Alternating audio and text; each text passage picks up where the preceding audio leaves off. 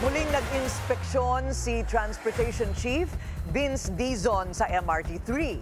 At bilang bahagi ng mga hakbang para mapaganda pa ang karanasan ng mga commuter, tutok ngayon ang pamahalaan sa mga makabagong teknolohiya. Ang detalye sa agenda report ng ating mobility correspondent G. Baroga.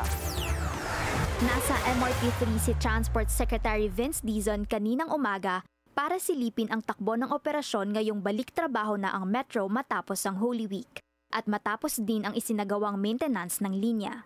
Kasama niya sina DICT Secretary Henry Aguda at MRT-3 General Manager Michael Capati sa pagbisita sa pinakamataong Trinoma Station. Ayon kay Secretary Dizon, may pila pa rin pero hindi ganun kahaba gaya ng dati. We asked them to make some adjustments with the protocols for the X-ray machines, because there are X-ray machines in all our stations.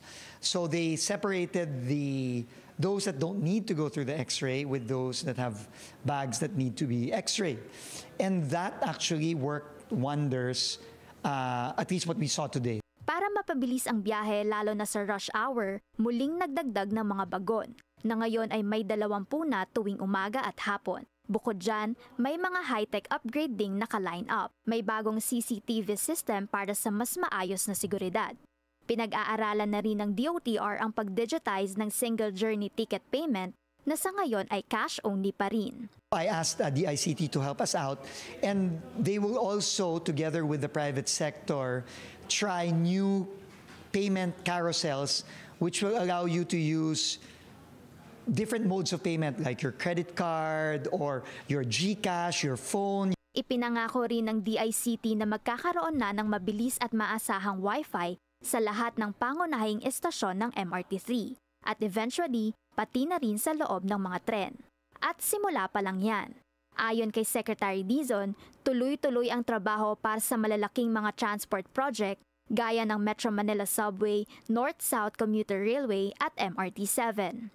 We have to give our commuters back more time. Yung oras talaga, yung nawawala sa pag-commute, it's less time spent with the family, it's less time spent productively. So we have to give our people more time.